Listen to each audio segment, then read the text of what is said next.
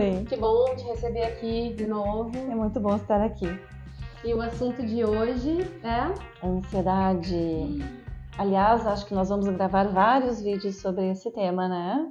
É um tema importante, com vários desdobramentos. Muitos. Né? Opa! Gente, que é isso? Frio na barriga? Que barulho é esse? Que barulho é esse? Um alarme. Quantas vezes, né, no nosso dia a dia, a gente tem essa sensação de alarme, de que algo ruim está acontecendo. E que pode ser como um frio na barriga, o coração acelerado, um calor subindo, né? Por algum gatilho externo ou daqui a pouco um pensamento, uma lembrança. Então, a ansiedade, ela pode gerar essas alterações fisiológicas, né, no nosso corpo. E talvez seja bem importante a gente falar aqui que em crianças e adolescentes a ansiedade tem essa manifestação muito somática através de que pode começar por aí, né? Pela percepção de desconfortos, né? Na barriga, As por mãos tonturas, suando. pelas mãos suando, enjoo, A inquietação, né, Sueli? agitação. E o quanto é importante, de novo, a gente cai no tema de se observar, pequenas pausas, né? Tanto nós adultos como crianças e adolescentes, o quanto a gente percebe que nós estamos ansiosos quando são em doses pequenininhas, porque às vezes nós podemos estar e não estamos percebendo. Aí aquela ansiedade vem de uma maneira gigantesca. Meio como se fosse algo cumulativo, né? Sim. Aquele copo, assim, que vai enchendo e daqui a pouco transborda, Exato. né? Bom, além das alterações, então, fisiológicas no nosso corpo, que a gente precisa ficar muito atento, né? Para pequenos sinais e como pais e cuidadores atentos a possíveis queixas das nossas crianças, a gente tem ainda aspectos emocionais, né? Alterações emocionais, alterações nas emoções. Como é que é isso, Raquel? Então, a ansiedade, a gente brinca muito, acredito que tu também tenhas essa fala no consultório, brinca no sentido de explicar de uma maneira mais lúdica para a criança, que a ansiedade ela é parente do medo, né? Então, o medo como uma emoção básica que nasceu conosco, a ansiedade ela é parente, ela é próxima, né? Então, a gente precisa muito explorar de uma maneira muito clara com a criança o quanto é medo, o quanto é ansiedade, o quanto é preocupação. Então, o medo como essa emoção básica que a gente já explorou em outro vídeo aqui do canal, gera essas respostas de luta, fuga ou paralisar. Porque algo é percebido, né, por uma região do nosso cérebro chamada de cérebro emocional como uma ameaça. Exato. E é pura resposta, né? Então eu preciso me defender, me proteger, uma questão de sobrevivência, né? É por isso, né, Raquel, que a ansiedade, muitas vezes, ela está associada com outras respostas emocionais, como a tensão, como a apreensão, como a preocupação, que a gente chama de pré-ocupação, que a gente se ocupa previamente, né? Perfeito, a preocupação. Aqui dentro, né? Pensamento, porque o fato não aconteceu ainda, né? Que no fundo é uma estratégia cognitiva para tentar evitar, para tentar controlar a ansiedade, né? Quando eu fico fazendo previsões de futuro e querendo me antecipar às situações ou pensando de um jeito repetitivo, eu estou tentando, na verdade, controlar a minha resposta de medo, de ansiedade. Então, o quanto é importante a gente cuidar essa relação, dessa necessidade de controle com a ansiedade, né, Sueli? Controlar o futuro, controlar as pessoas, controlar o ambiente. O quanto tem de ansiedade aí por trás, né? E o risco disso, né, dessa estratégia de tentativa de controle para amenizar o medo, a ansiedade, é sobrecarregar o nosso sistema. E aí talvez gerar um desgaste muito grande, né, um cansaço muito grande ou até mesmo a irritabilidade. Porque é um sistema de alerta que está em constante ativação, né? E a pessoa começa a criar maneiras de perceber o mundo, de pensar, nesse sentido de que não, se eu relaxar, alguma coisa vai acontecer. E aí, caso alguma coisa aconteça, viu, foi isso que aconteceu, e mais reforça. E a gente sabe que as coisas acontecem porque acontece, né? Sim, porque viver uma vida pautado na ideia de que algo ruim pode acontecer a qualquer momento é muito estressor. E gera um impacto, inclusive, para a nossa saúde física, Exatamente. né? O aumento dos níveis de cortisol, que é o hormônio, né, do estresse, marcador do estresse, extremamente oxidativo para as nossas células. Eu sempre penso nisso, né? Eu costumo pensar, né, que lá em uma aula de neurociência, eu aprendi que o cortisol, ele é deletério para as mitocôndrias, né? Que é o componente das células. Então eu sempre fico pensando, nossa, o que eu estou fazendo com as minhas mitocôndrias agora? Ótimo, é uma preocupação saudável, né? O que eu estou fazendo para as minhas mitocôndrias agora? E aí vem essa diferença entre preocupação de algo que, bom, o que eu posso fazer, se eu posso mudar algo, né? Essa atenção diante de coisas que eu posso mudar. O que eu posso fazer pela minha saúde física e mental, né? O que eu posso fazer pela minha saúde física e emocional? Mudanças de hábitos, a maneira de pensar, buscar por psicoterapia, né? Esse tipo de atenção e preocupação são saudáveis, né? É diferente da gente se ocupar no momento presente de coisas que não aconteceram ainda, por imaginar, e aí vem alguns pensamentos que iniciam na forma de e se tal coisa acontecer? E se não der certo? E se, sei lá, faltar luz agora enquanto a gente estiver gravando? Será que vai dar certo? Será que o pessoal vai gostar do vídeo? Será que... A gente se ocupa dessa série de será que, e se, e acaba deixando de fazer o que realmente pode e precisa fazer. Vivendo o momento que ainda nem chegou. Era exatamente isso que eu ia dizer, porque nos tira do presente. Né? E a gente tem falado aqui de maneira repetitiva da importância da gente estar no momento presente. Isso nos joga a nossa atenção lá para o futuro. Então a gente pode ficar mais distraído, mais desatento, sobrecarregado para as coisas que estão acontecendo aqui e agora. Né? Mas uma pergunta para vocês e para a gente refletir aqui. Será que a ansiedade necessariamente faz mal ou existe algum tipo de ansiedade boa? Uma boa pergunta, né? Porque, inclusive, a ideia de que a ansiedade é algo ruim e que eu desejo me livrar completamente dela é um pressuposto para a gente acabar desenvolvendo transtornos de ansiedade. Porque aumenta. Exatamente, né? Então, é algo que a gente sempre diz, olha, zero ansiedade não existe. Exato. Mas uma ansiedade em um nível adaptativo, ela é necessária para quê? Para nos preparar para algo que ainda não aconteceu. Eu gosto de usar essa frase, Sueli, que um mínimo de ansiedade a gente precisa ter, por exemplo, antes de se apresentar, antes de dar uma aula, antes de uma palestra, ou apresentar um trabalho na escola, ou vir aqui, que faz com que a gente saia do sofá. Né? No sofá a gente está num estado totalmente relaxado, né? Totalmente suavizado, Netflix. Um mínimo de ansiedade precisa existir para preparar o nosso corpo para enfrentar algo novo. Porque é sempre algo novo, é sempre uma exposição nova. Por mais que as pessoas se sintam confortáveis ou não, existe algum nível de ansiedade ali. Que nos coloca nesse estado de alerta. De atenção, né? Perfeito. E claro que aí a gente também entra em situações que as crianças trazem com muita frequência que estou ansioso com o meu aniversário que é daqui a um mês. Estou ansiosa com a minha viagem que vai ser daqui a uma semana ou que é amanhã, né? O quanto essa ansiedade tem essa conotação positiva de algo novo, diferente e que é bom, né? E se tira ou não a nossa atenção da aula, ou se tira ou não a nossa atenção nos momentos de brincadeira, né? Ou eu não consigo dormir de tanto que eu penso naquilo, né? Porque é importante a gente pensar nessa ansiedade expectativa, né? Principalmente porque as crianças, a noção de tempo para as crianças pode ainda não estar tão bem estabelecida. Então, dos pais e cuidadores localizarem, né? De um jeito mais concreto, quanto tempo falta para o teu aniversário. Tem uma história muito boa sobre isso na minha família, né? Eu já contei várias vezes que eu tenho uma sobrinha, eu vou falar com muita frequência dela.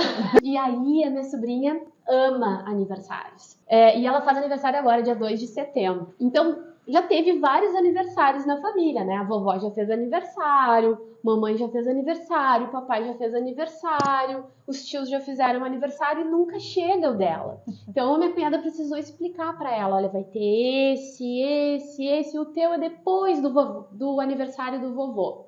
E aí, o que ela fez?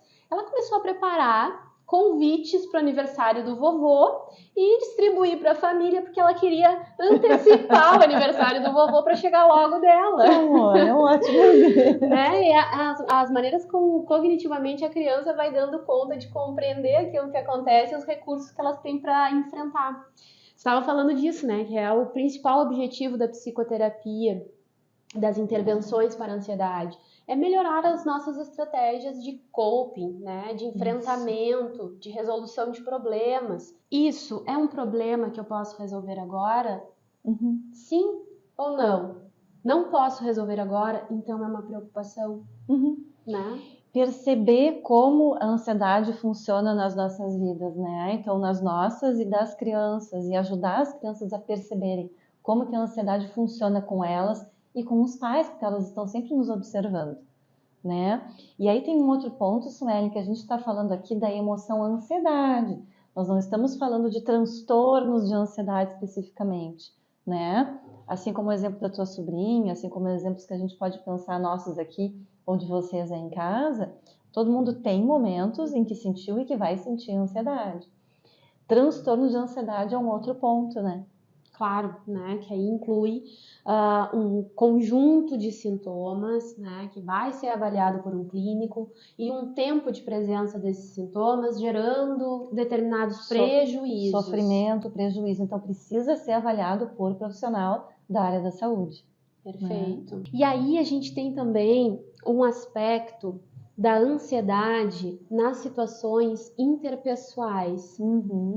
Sabe que eu estava ainda revisando alguns estudos, né? E a gente encontra, por exemplo, diferenças culturais a respeito desse fenômeno, né, da ansiedade social. E ela ainda tem uma apresentação elevada, né? Sim, ansiedade social. E já em crianças e adolescentes.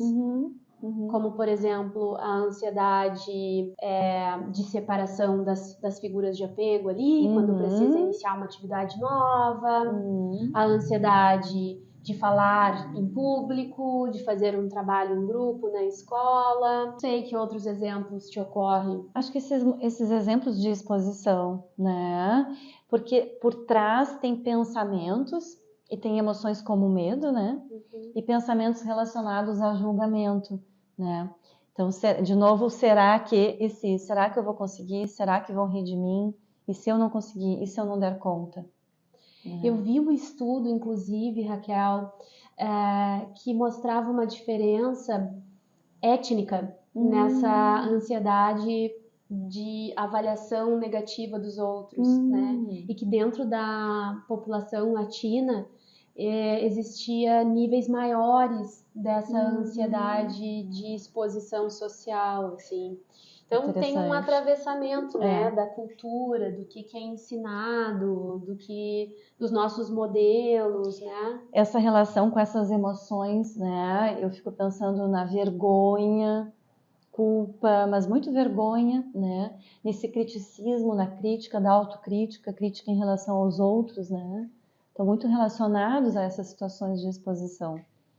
E aí, nesse sentido, a gente pode ter pais e cuidadores que, por um lado, são excessivamente envolvidos no sentido de que super protegem, né? Acabam favorecendo os comportamentos evitativos das crianças. Tu diz no sentido de, no momento que a criança se sente muito ansiosa, evitam que ela passe por aquela exposição como uma ideia de protegê-la. Que é o que a gente chama de acomodação familiar, né? E que acaba mantendo aquela dificuldade ou mesmo não favorecendo que a criança desenvolva competência para manejar, lidar com as questões de exposição. Porque ela precisa ampliar o repertório, né, conforme ela vai se expondo. E, por outro lado, a gente pode ter pais menos atentos, né? Que não prestam tanta atenção nisso, que acabam achando que é bobagem, que às vezes tem uma atitude mais crítica, como tu estava falando, né? E mais punitiva. E que acabam sendo reforçadores, né, da autocrítica da criança. E aí eu acho que a gente tem que entrar, que aí claro que vai para um outro vídeo, um tema muito importante, que é a crítica, né? A crítica no sentido da crítica destrutiva, não crítica do discriminar o que é bom, o que não é, o que é certo, o que é errado, né? Do excesso de crítica, né? E de quais as consequências para o desenvolvimento. O tom crítico de olha o que tá fazendo, de novo, nunca faz nada certo, né? Tem esse exemplo que eu gosto muito de pensar em quando a gente está aprendendo um instrumento, né? Então, assim, tem aquele professor que vai corrigindo e que vai mostrando, então precisa da crítica que constrói, mas tem aquele modelo também do professor que vai falando com um tom de voz áspero com a pessoa, vai dizendo, olha o que tá fazendo, tá errando de novo, tu não consegue fazer isso. Essa crítica que destrói, né? E que gera níveis alarmantes de ansiedade. E que muitas vezes os pais acabam tomando essa atitude sem perceber o que isso representa e com uma intenção e com um desejo de que a criança seja educada, de que seja corrigida. Né? Ou muitas vezes repetindo o modelo que tiveram, né? E é por isso que a gente traz aqui no nome do nosso canal emoções entre gerações, né? E a necessidade da gente revisar quais foram os ensinamentos que a gente teve a respeito das emoções. A gente percebendo, a gente se coloca nessa posição de tentar algo novo, né? Existe uma possibilidade de fazer algo diferente. E por que fazer diferente? Quais são as vantagens de fazer diferente, né? E que a gente entende que não é tão simples assim mudar a forma, né, de lidar e de nos relacionar com as nossas emoções. Mas é um aprendizado. É constante. É constante. Bom, tu estava falando, né, desses pensamentos preocupados, né, da previsão de futuro, dos pensamentos do tipo esse tal coisa, que geram esse processo cognitivo de ruminação, né? E a gente tem ainda uma outra estratégia cognitiva que é a catastrofização, que é quando a gente imagina que o pior vai acontecer. E aí tem aquela história muito boa, né, do desenho animado lá do galinho Chiqueniro, que um dia tá no pátio e sente que alguma coisa cai na cabeça dele, não dá conta que era uma noz e imagina que o mundo, já pensa logo que o mundo, o céu tá desabando. E aí ele começa, pela dificuldade de estratégias de enfrentamento, ele acredita que o céu tá desabando, né, naquele pensamento catastrófico, e começa a correr em disparada, e outros dois amigos veem ele correndo, né, a marreca e o peru, e começam a correr desesperados, e lá pelas tantas aparece o inimigo, o predador, que é a raposa, e convida eles para ficarem seguros e se abrigarem na toca dela. E eles, né, acreditando que o céu vai desabar, correm para a toca do inimigo. Quantas vezes a gente pode, por acreditar nesses pensamentos catastróficos, gerar aquela profecia autorrealizável, né? Coisas ruins acontecerem porque a gente entra nesse fluxo. É muito rápido, né, Suelen? Muito rápido. Essa resposta emocional, a sensação física, a sensação corporal e pensamento, né? E aí a importância, né, de caso as pessoas percebam que esses pensamentos ansiosos sejam os pensamentos de previsão de futuro negativa, de pensamentos do tipo EC, pensamentos catastróficos, estão numa frequência elevada, estão muito intensos, procurar ajuda. Com certeza. Sueli, eu fiquei pensando quais seriam alguns gatilhos de ansiedade que a gente tem nas nossas vidas hoje em dia, pensando no cotidiano, sabe? Envolvidos com as tarefas das crianças, com a rotina das crianças, com os nossos trabalhos, com o nosso lazer, enfim. Eu fiquei pensando muito na questão de acesso às redes sociais, a notícias, a grupos de WhatsApp, né? O quanto podem ser fontes de ansiedade, né? Acho que a rotina do dia, né, como ela tá pensada no sentido de a gente fazer muitas coisas e ser muito eficiente na produtividade, né, em ser muito eficiente naquilo que está fazendo e dar conta de muitas coisas. São gatilhos para ansiedade. São gatilhos que nos colocam nesse funcionamento ansioso, que é um perigo. Nesse tenho que, né? Eu tenho que fazer, eu tenho que dar conta e eu tenho que resolver. E vem aí uma outra emoção que eu gostaria de abrir aqui, que a gente vai trabalhar um pouquinho ela mais adiante, que é a culpa, né? Quando a pessoa pode parar, quando ela pode descansar ou desacelerar e não entrar nesse looping, nesse giro de ansiedade, o quanto ela se permite estar ok, descansar e relaxar ou suavizar, né? Vem a culpa por não estar nisso. Não sei se já observou isso na clínica, com né? certeza, né? Não ter a permissão de parar, né?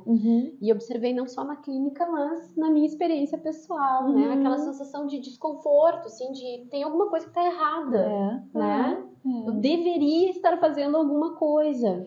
Ou então, dando o exemplo de ontem à noite, quando eu parei, coloquei a cabeça no travesseiro, te mandei áudio hoje de manhã. Suelen, tive umas ideias. Só que assim, na hora que eu estava indo dormir, a minha mente não parava.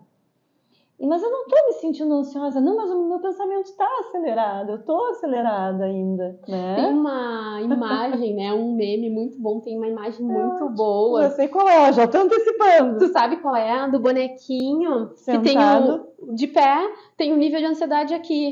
Quando deita, o que acontece? Esse líquido, né, que marca o nível da ansiedade vai todo pra cabeça. Esse eu não conhecia, óbvio, eu já estava antecipando. A gente encontra pra colocar aqui. Mas tem outro, que é esse que eu estava pensando. Pela ansiedade eu já estava antecipando e não estava nem prestando muita atenção. Que é o bonequinho tá ali trabalhando e um balãozinho de pensamento, mal posso esperar para me deitar e dormir. Aí depois aparece outra cena dele deitado e um balãozinho de pensamento, tudo que eu tenho que fazer, tudo que já feito no trabalho. Que isso, nunca tá no momento presente. Quantos de nós vivemos isso, né? E eu lembrei disso, desse meu exemplo de ontem à noite, justamente assim, que era uma ideia que eu tive, opa, peraí, nós podemos fazer um vídeo sobre tal tema. Imaginei tudo, comecei a imaginar um roteiro. Espera aí, vou anotar, vou me liberar disso aqui, vou focar no meu corpo, na cama, na respiração e dormir. Que é uma boa estratégia. No outro dia, peguei lá o bloco de notas, as minhas anotações e fui mandando áudios para a Sueli. Não precisamos resolver agora, foram ideias que eu tive, né? Então, muitas vezes isso acontece, a gente vê no consultório e nas nossas vidas, né? A mente que é muito criativa, pessoas que são criativas ou que estão envolvidas em várias atividades ou estão motivadas, empolgadas com algo, facilmente podem cair nesse movimento ansiogênico, né? E que acaba virando muito habitual, acaba virando como um funcionamento. Essa é uma ideia muito boa, né? De anotar, de tirar da cabeça, como eu costumo dizer. E uma outra estratégia muito boa é marcar um tempo de relógio mesmo, né? Ou no cronômetro, marcar um tempo para preocupar-se. É uma estratégia que costuma funcionar, né? Então eu vou me preocupar e pensar todos os meus, assim, dar vazão para aqueles pensamentos catastróficos durante esse tempo. Acabou o tempo, deu. E esse combinado com a criança de que ela pode escrever ou colocar no papel, ou num bloco de notas, né? Ou dentro de alguma caixinha, de algum local, assim. Né? E nesse momento que surgir, que perceber que está preocupada, que não está prestando atenção na aula ou não está conseguindo brincar, opa, agora não, pensamentos, depois, em tal horário. Depois eu converso contigo, preocupação. É meio que nesse sentido, né? Desse diálogo, a preocupação. Exatamente. Ou até mesmo, né? Estava pensando agora como é importante a criança ter quem escute as suas preocupações, né? E que na mente infantil, às vezes, essas preocupações, elas vêm de um jeito mais fantasioso, mais irreal. Intenso, né? Mais intenso, né? E que os pais não precisam se assustar, isso faz parte, né, de como o cérebro funciona naquele momento do desenvolvimento. Só o fato da criança saber que tem com quem falar já dá um alívio muito grande, saber que à noite ou antes de dormir, porque antes de dormir é um momento que habitualmente as crianças trazem algumas questões que aconteceram no dia e eu sei, e eu entendo que os pais estão cansados, mas muitas vezes não precisam efetivamente resolver algo, é apenas ouvir. Estar disponível. Estar disponível. Então, esse espaço que a criança tem é muito importante. Saber que vai poder conversar com o pai, com a mãe, com tio, com tia, com avós, né? Porque no final das contas o que a gente deseja é a sensação de estarmos seguros, Exato. né? Tu acha que a gente pode compartilhar algumas ideias de materiais sobre a ansiedade? Tem materiais maravilhosos aqui. Tá, acho que dentro do que a gente estava falando... Temos esse livro que é maravilhoso. É bom para os pais, para adolescentes também, com crianças, dependendo da idade, a gente pode usar. Ele é muito imagens. psicoeducativo, tem essas imagens, né? Aqui a explicação Sistema de luta ou fuga, né? do sistema de luta-fuga. Ele é muito bom. Cidade Maria Ângela Goraieg. E ele tem também essas sugestões de estratégias, Sim. né, para manejo da ansiedade, que eu acho bem legal. Pois a gente tem essa fofura aqui, Olha que é o mais infantil, né, uma linguagem mais infantil, Preocupanda e Amarromina. Que lindos, né? Então, o Preocupanda, que é um ursinho panda que se preocupa e que tem aqueles pensamentos do tipo alarme, do tipo esse tal coisa. E a Marromina, que é uma ursinha marrom que rumina. Então, ela tem aqueles pensamentos do tipo chiclete, que são os pensamentos ruminativos, né? E, por fim, esse livro aqui que eu gosto bastante, que é de uma ilustradora que chama Beth Evans. Ela tem até um perfil no Instagram, né, para quem gosta acompanhar. Ele é um livro onde ela conta toda a história dela como alguém que enfrenta ou enfrentou a ansiedade. E ele é um livro que vem cheio de ilustrações, né? Acho que para adolescentes, principalmente, tem uma linguagem ótima. Aqui, por exemplo, inclusive com uma proposta de como a gente pode monitorar a nossa ansiedade, observar, descrever. O livro também traz esse ponto, né, da ansiedade desconhecida, né, e de questões específicas. Então, pode ter algo específico em que eu me percebo ansioso, de algo que vai acontecer, ou eu temo que vai acontecer, ou desconhecida, né, como se do nada eu estivesse me sentindo ansiosa. Então, como uma mensagem final, né, Suelen, a gente lembrar aqui que nós não somos as nossas emoções, então, o quanto a gente tem que cuidar os rótulos, né, porque eu sou ansiosa, eu sou uma pessoa ansiosa. Bom, eu tenho um funcionamento com a minha ansiedade de tal e tal maneira, como que eu percebo a ansiedade na minha vida, é um caminho que a gente vai seguir. Mas a gente cuidar para não ter esses rótulos, né, porque isso acaba sendo muito frequente, né, porque eu sou a ansiedade, né. Isso porque a gente sabe que a ansiedade ela tem um fator de herdabilidade, ela tem um fator biológico. E às vezes isso pode ser passado, né, nas famílias como tu é ansiosa que nem a tua mãe, tu é ansioso que nem o teu avô, sei lá, né? Então a gente tomar cuidado, não, eu não sou ansioso, né? Eu estou ansioso. Então, se vocês gostaram desse nosso vídeo sobre ansiedade, que obviamente tem vários desdobramentos que a gente vai voltar a explorar aqui, curtam, compartilhem, se inscrevam no nosso canal. E talvez a gente possa terminar com um breve exercício de respiração, que é uma das estratégias mais eficazes para diminuir os níveis, regular os níveis de ansiedade. Sentindo os 2 pés no chão, de preferência. Veja se é possível encontrar uma posição em que vocês se sintam atentos e ao mesmo tempo relaxados. Não é jogada na cadeira e ao mesmo tempo com aquela tensão. Tentar observar se é possível fazer esse movimento com o corpo, de atenção relaxada. Observem a coluna, os ombros, como é que estão.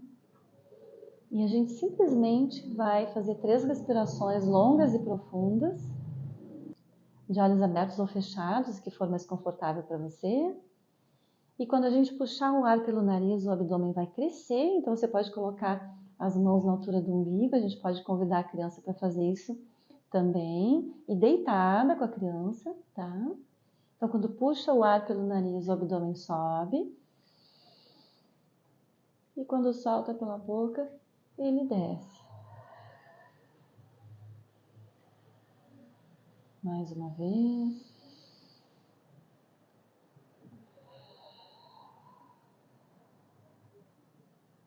E mais uma vez.